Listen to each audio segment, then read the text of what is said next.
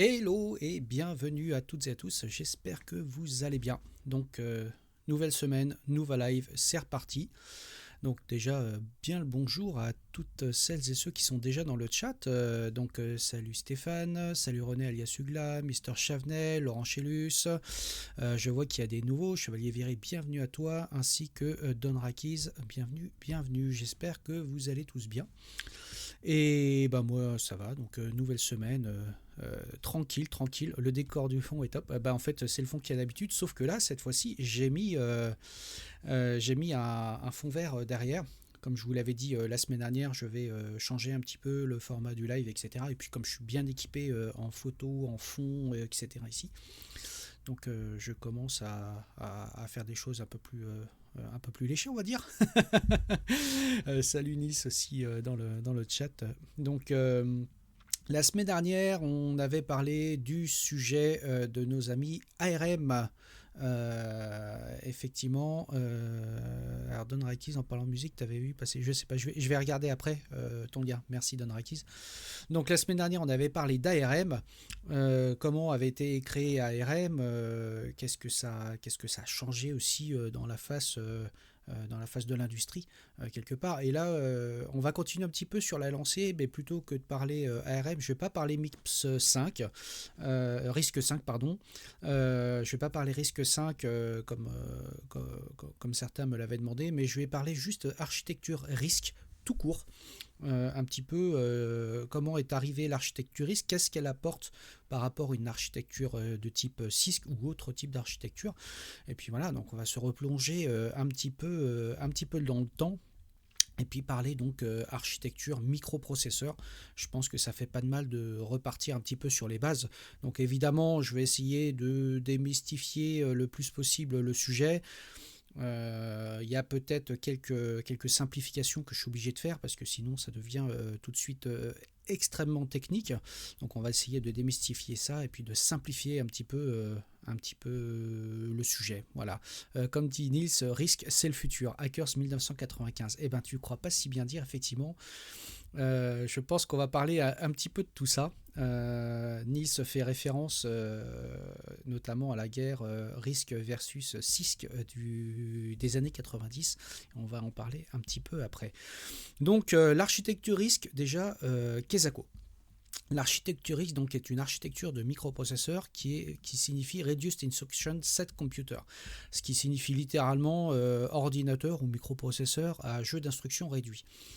Tout ça, ça va par opposition avec l'architecture de type CISC, donc Complex Instruction Set Computer, qui est une approche tout à fait différente et qui est, je dirais que c'est une approche qui était un peu l'approche initiale. C'est-à-dire que si on repart dans le temps, mais très très loin au début de la micro-informatique, enfin même pas de la micro-informatique, de l'informatique tout court d'ailleurs, il a été conçu un certain nombre de premiers microprocesseurs, notamment les premiers microprocesseurs pour les superordinateurs de l'époque ce qu'on appelait les mini aussi ordinateurs de l'époque, type les PDP ou ce genre d'ordinateurs, les ordinateurs IBM aussi.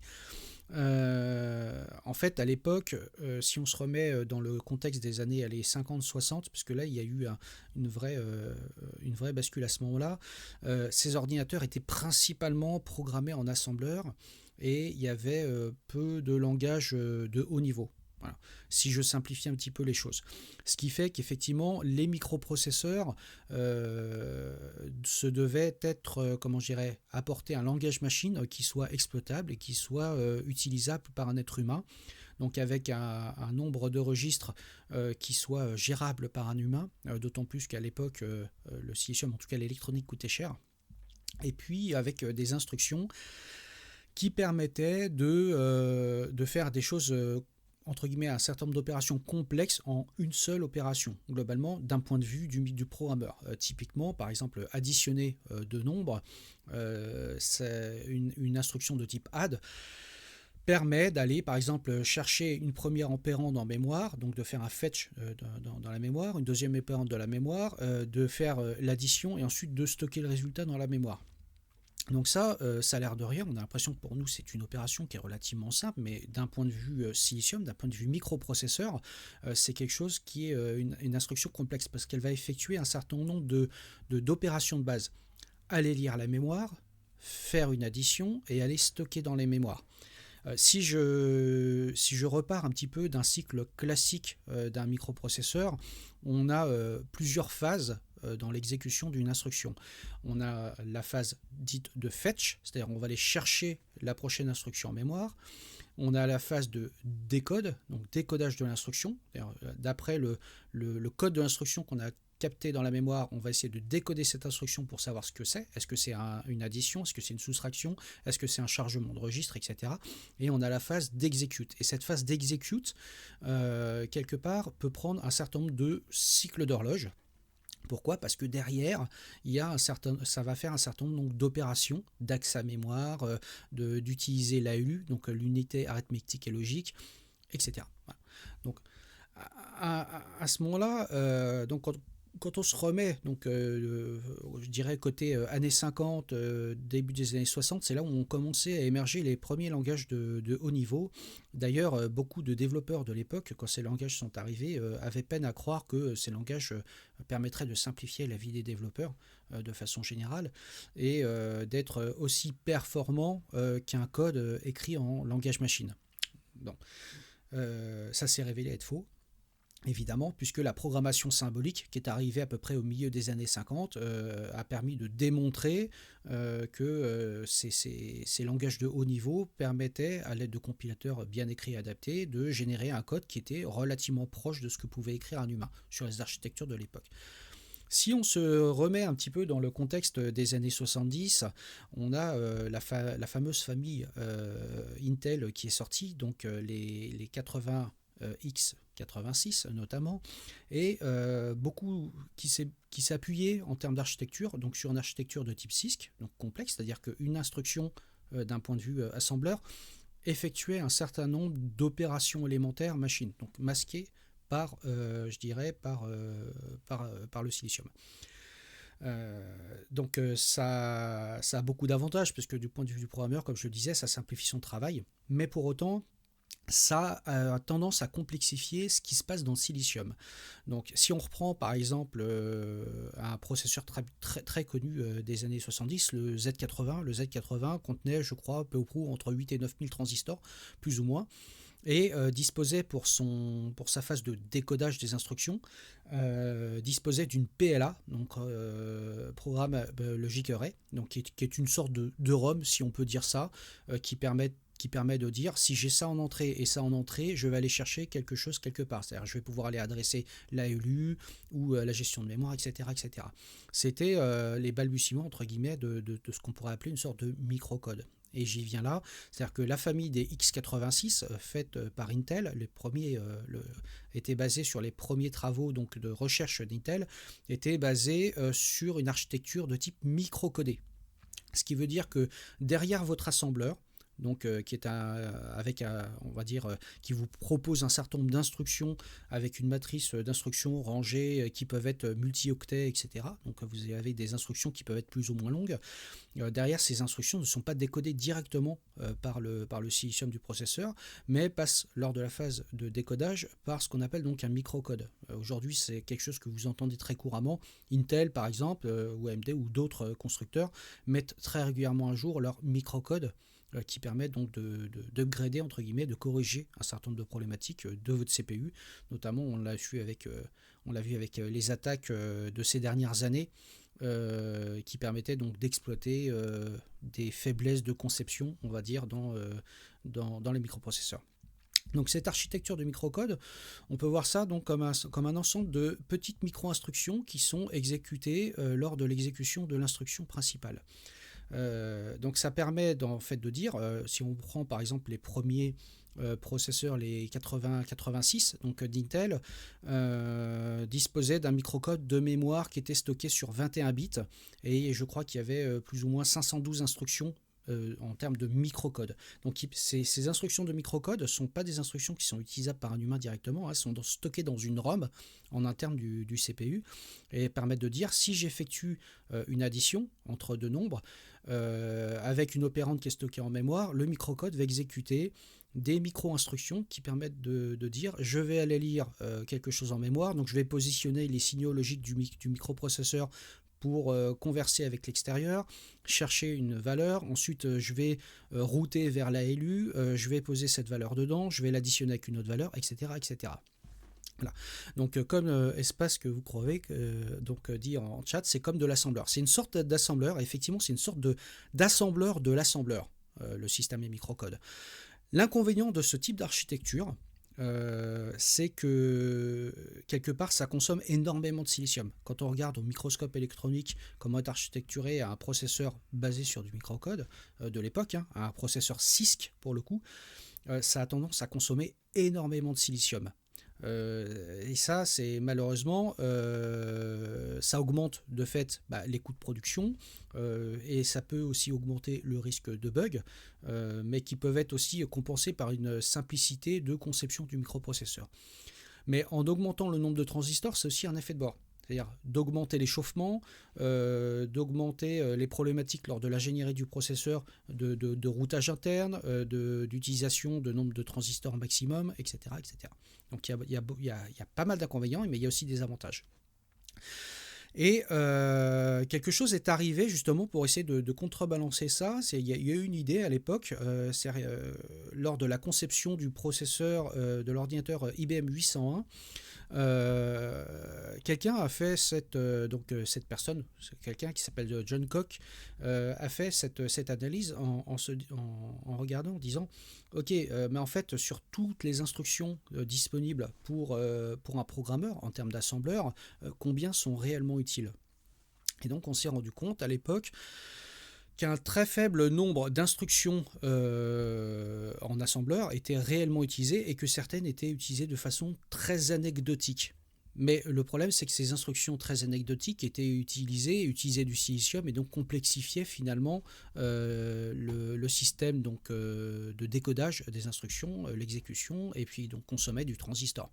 Donc, quelque part, en analysant un petit peu cette problématique, John Koch s'est dit, est-ce qu'il n'y a pas moyen de concevoir un processeur qui est beaucoup plus simple et donc qui permettrait de faciliter son design, quitte à augmenter un petit peu la tâche du développeur assembleur, sachant que plus le temps avançait, même si là on est encore dans les années milieu des années 70, plus les développeurs avaient accès à des langages de haut niveau qui généraient un code assembleur qui était relativement correct, voilà, en termes d'optimisation, de performance, etc.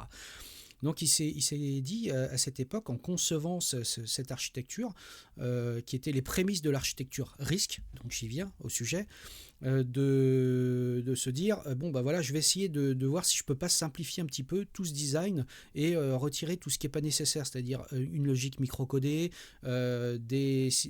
tout ce qui touche au CISC et qui complexifiait le design processeur, et donc d'arriver finalement vers un jeu d'instructions qui était relativement réduit et qui permettait de façon explicite de dire aux développeurs, j'ai une instruction pour aller chercher quelque chose en mémoire, je vais la mettre dans un registre.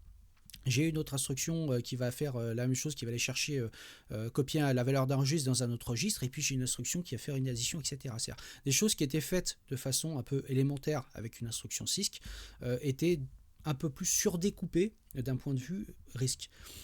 Et ce qui m'amène, donc ces travaux ont débouché donc sur la création donc de l'IBM 801, et ça a été des travaux fondateurs, notamment pour quelqu'un qui a vraiment développé ce concept et qui l'a poussé vraiment jusqu'au bout, et c'est David Patterson. David Patterson est considéré comme vraiment le père ou l'un des pères de l'architecture RISC, puisqu'il a travaillé sur le Berkeley RISC, c'est-à-dire la formalisation un petit peu de l'architecture RISC, et qui a été à la base réellement des microprocesseurs RISC qui sont sortis entre les années 80 et les années 90.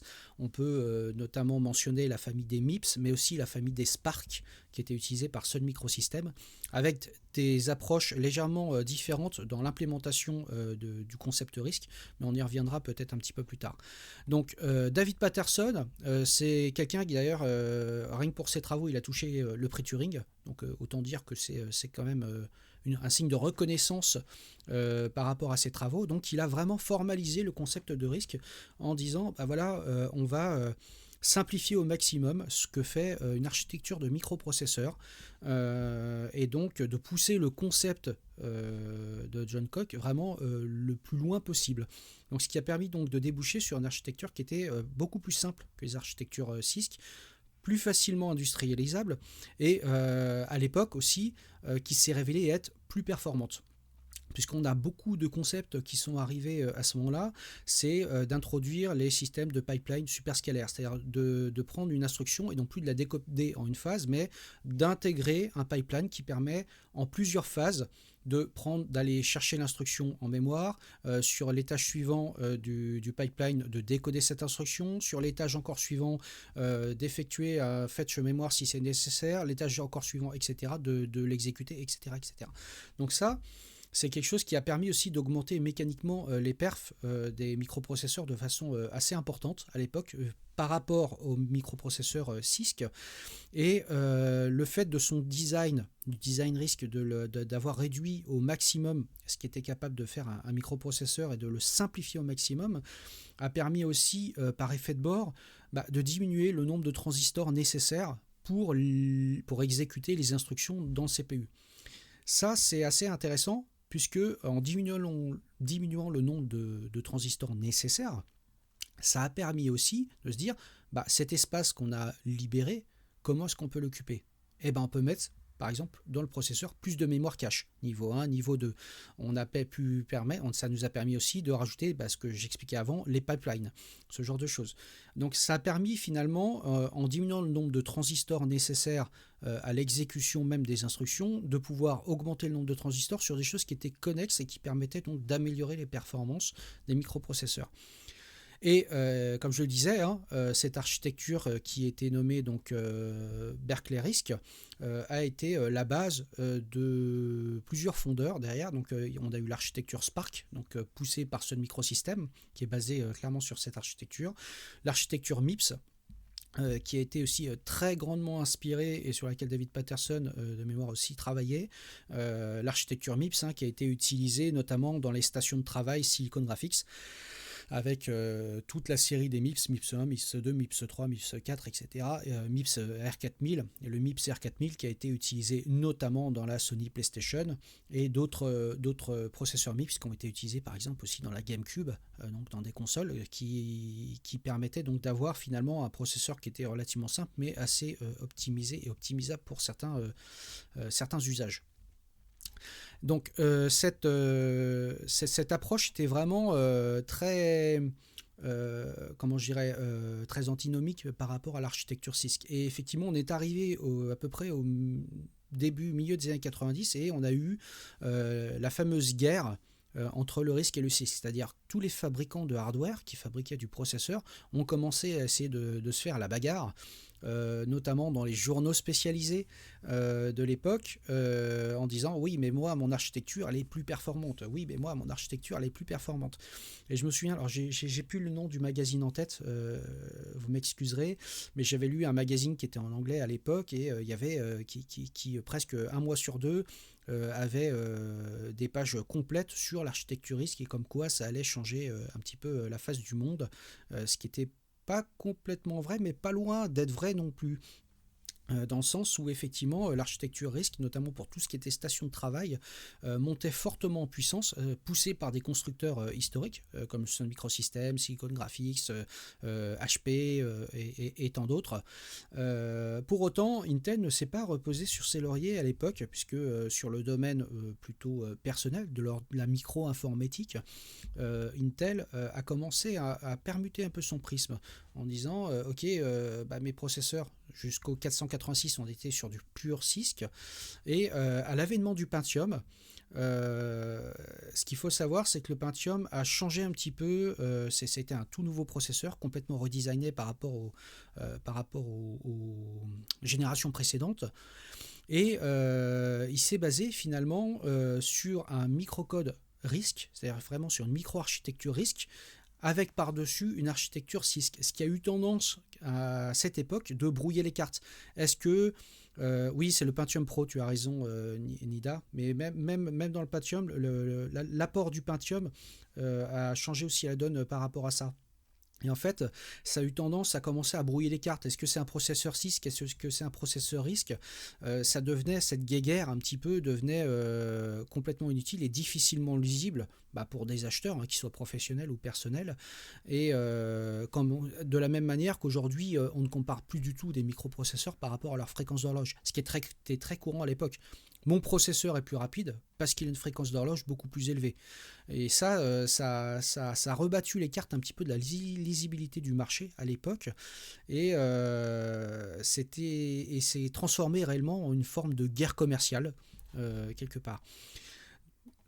Pour en revenir à nos moutons, l'architecture hybride, je dirais RISC et CISC en même temps, a pris vraiment plus d'ampleur sur le marché. Effectivement, on est arrivé à la fin des années 90 avec de plus en plus une perte de vitesse des microprocesseurs purement RISC. Alors ça peut être aussi la famille des processeurs Power qui sont poussés par IBM, les processeurs MIPS, les processeurs Spark. Pour la simple et bonne raison, c'est que en fait, le coût de l'informatique du silicium a nettement diminué. Les performances de la famille x86, qui était quand même majoritaire sur le marché, les performances ont largement augmenté. Et jusqu'à taquiner finalement du matériel qualifié de matériel professionnel. Et de plus en plus, notamment au début des années 2000, de grandes entreprises ont commencé à utiliser des PC, entre guillemets des PC lambda, des machines, des cartes mères lambda, des architectures un petit peu lambda sur le marché, pour aller adresser le marché professionnel. Tout ça, c'est pas innocent parce que c'est aussi concomitant avec l'avènement du noyau Linux et des distributions Linux sur le marché, qui ont permis aussi de pouvoir commencer à fabriquer et à exploiter des serveurs, on va dire de façon professionnelle, sur du matériel qui était relativement bon marché. Donc il est clair qu'à cette époque, fin des années 90, début des années 2000, il y a eu vraiment un rebattage des cartes par rapport à ces architectures. Et j'en parlais la semaine dernière, pour autant, il y avait l'architecture ARM qui était poussée comme étant un fondeur fabless, donc un fabricant, un concepteur de microprocesseurs, mais qui ne fabrique pas ses CPU, qui revendait donc des cœurs sous licence, a commencé aussi à prendre beaucoup d'ampleur, mais à viser plutôt le marché plutôt de l'embarqué, c'est-à-dire les téléphones mobiles, les set-top box, les décodeurs TV, ce genre de choses. Donc l'architecture RISC a continué un petit peu, a perdu en vitesse sur le marché dit professionnel des serveurs, mais a commencé à prendre une approche plus orientée vers de l'embarqué, jusqu'à finalement être sur des segments de marché qui étaient plus le segment de marché professionnel des serveurs ni grand public, mais plutôt des périphériques, on va l'appeler comme ça. Et qui est revenu en force, je dirais, au milieu des années 2000, notamment quand les smartphones ont commencé à arriver en force. Alors ce qu'il faut savoir, c'est que l'architecture RISC a permis aussi à des fondeurs comme ARM de proposer donc des cœurs de processeurs qui étaient beaucoup moins gourmands en énergie. J'en parlais tout à l'heure, diminuer le nombre de transistors, notamment sur les parties on va dire calcul, permet mécaniquement de diminuer la gourmandise en termes d'énergie, donc très très adapté au marché de l'embarqué. Et dans le concept aussi RISC, comme je le disais, c'est fin des années 80, début des années 90, finalement, peu de développeurs à l'époque écrivaient du code en assembleur sur des processeurs RISC. Comme je disais, le fait de diminuer le nombre de transistors sur la partie exécution permettait donc mécaniquement d'augmenter d'autres choses. Par exemple, le nombre de registres disponibles. Si vous reprenez la famille des x86 sur du CISC, on n'a qu'une poignée de registres à la base. Allez, on va dire 8-10 registres plus ou moins qui permettent donc de pouvoir écrire son code. Il n'est pas rare, notamment par exemple sur les architectures de type MIPS ou les architectures de type Spark, d'avoir 32 ou 64 registres disponibles. Donc ça a l'avantage de ces inconvénients, c'est-à-dire que écrire du code en langage machine pour ces architectures-là, c'est quasiment pas appréhendable pour un être humain. Mais pour autant, l'architecture risque, comme je le disais, a fait ce choix de se dire on va plutôt baser les optimisations qui étaient faites par les êtres humains à l'époque, on va les faire reposer sur les compilateurs, sur les chaînes de compilation.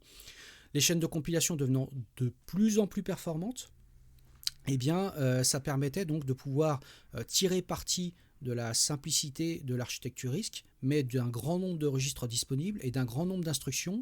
Et si l'on connaît les détails d'optimisation, de comment on peut séquencer les instructions entre elles pour être plus performant, ce genre de choses, de mettre ces règles clairement dans le compilateur, et c'est le compilateur qui va faire ce travail d'optimisation. C'est pourquoi l'architecture risque, notamment sur les stations de travail, sur les fermes de calcul, je pense notamment aux stations Silicon Graphics qui étaient très utilisées dans l'industrie cinématographique et l'industrie vidéo, avait du code qui était extrêmement performant, parfois avec des fréquences d'horloge qui étaient moins élevées, parce qu'avec une architecture qui était beaucoup plus efficace et des chaînes de production de code, de compilation qui étaient aussi beaucoup plus efficaces. Une autre architecture a fait aussi ce choix. Vous en avez entendu parler, donc c'est l'architecture EPIC,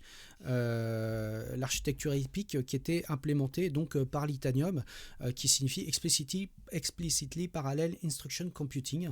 Donc l'Itanium qui était poussé par Intel et qui était basé essentiellement sur un concept donc de VLIV, c'est-à-dire Very Long Instruction Word, c'est-à-dire donc des instructions qui étaient très très longues, qui pouvaient faire jusqu'à 64 ou 128 bits, et dont on avait simplifié le silicium pour retirer toute la gestion des dépendances et de la prédiction de branches ou ce genre de choses, ce qui permettait de faire reposer toutes les optimisations possibles et imaginables sur la chaîne de compilation. Et plus les chaînes de compilation évoluaient, elles évoluaient beaucoup plus rapidement que le silicium, plus ça permettait de produire, en tout cas c'était le pari à l'époque, de produire un code qui était de plus en plus efficace et exploitable par le silicium. Bon, l'histoire nous a montré que c'était une assez mauvaise idée, mais il est à noter donc, que cette architecture donc, EPIC, basée sur du VLIV, était entre guillemets une idée intéressante à la base et qui était clairement héritée des travaux de MIPS. Sur le risque, excusez-moi. Donc, ce qu'il faut savoir maintenant, c'est que finalement, il n'y a plus cette guerre entre le risque et le CISC, puisque les architectures processeurs, comme je disais, ont brouillé un petit peu toutes ces cartes, et maintenant tous les processeurs modernes ont un cœur d'exécution qui est hérité du risque. Voilà, soit c'est du risque pur, soit c'est vraiment hérité du risque, avec une couche par-dessus, si c'est une famille CISC, qui permet de transformer ce code CISC en micro-instruction risque derrière, le plus souvent avec le microcode qui est fourni, donc qui est déjà stocké de base dans le microprocesseur, et les updates de microcode qu'on peut avoir, notamment sur les familles de processeurs modernes. Donc ça, c'est quelque chose qui est assez intéressant, puisque d'un point de vue du programmeur et potentiellement aussi des outils de compilation, ça permet d'avoir des instructions qui sont entre guillemets plus simples, mais qui sont traduites de façon optimisée dans un code risque, mais qui est totalement caché par le silicium au final. Bon, c'est quelque chose qui peut avoir des avantages ou des inconvénients. Le fait est, c'est que je pense, en tout cas de mon point de vue, que le CISC n'est pas forcément une architecture qui est complètement adaptée, et je pense que vraiment l'architecture risque, c'est quelque chose qui revient un petit peu en force, et on le voit donc avec ARM qui a pris beaucoup d'épaisseur ces 20-25 dernières années, et aussi l'avènement de l'architecture RISC-V, donc qui vient aussi manger sur les plates-bandes d'ARM. ARM ne voit pas ça d'un très bon œil d'ailleurs. Et RISC-V est clairement issu des travaux donc, du Berkeley RISC de l'époque. Et il faut savoir que RISC-V a été aussi cofondé et plus ou moins aussi géré par le fameux David Patterson, qui fait partie du board de RISC-V. Et RISC-V, contrairement aux autres architectures, est une architecture totalement libre et ouverte.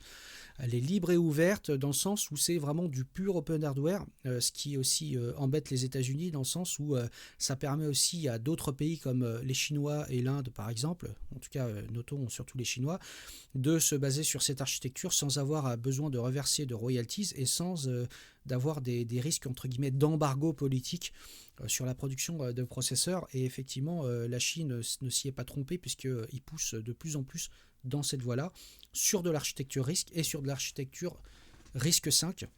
Donc, qui permet à tout à chacun finalement de fabriquer son propre microprocesseur. Et c'est ça qui est assez intéressant, puisque demain, vous voudriez fabriquer votre processeur RISC, bah, vous pouvez partir sur l'architecture RISC-V qui vous autorise clairement de le faire sans avoir à verser de royalties ou ce genre de choses. Donc, comme dit Nida, RISC-V c'est encore Berkeley, et pour éviter les soucis avec les USA, la fondation RISC-V est en Suisse. Donc ça fait chier les USA, mais c'est un choix délibéré justement pour éviter toutes les problématiques d'embargo politique et de problématiques économiques. Donc effectivement, ça emmerde très clairement les USA là-dessus. Donc je pense que si on fait une projection dans les 20-30 prochaines années, je pense que l'architecture RISC, et a fortiori RISC-V, mais il peut y en avoir d'autres, l'architecture RISC va revenir un peu plus en force sur le devant de la scène, et on le voit, hein, notamment tout ce qui est device, tous les petits devices électroniques qui sont connectés, etc., ne sont pas sur des processeurs RISC, hein, ils sont sur des architectures RISC parfois qui peuvent être plus ou moins simples, plus ou moins complexes selon les besoins. J'ai parlé avec ARM la semaine dernière, l'ARM qui propose des familles d'ARM avec des jeux d'instructions qui sont plus compacts, qui sont donc aussi moins gourmands en énergie et qui sont plus simples à implémenter pour faire des cœurs par exemple de microcontrôleurs. Et sur des devices tels que nos téléphones, hein, ça nous permet aussi d'avoir des processeurs qui sont peu gourmands et qui déploient finalement une performance qui est plutôt intéressante. Et voilà, je pense que j'ai à peu près fait le tour du sujet.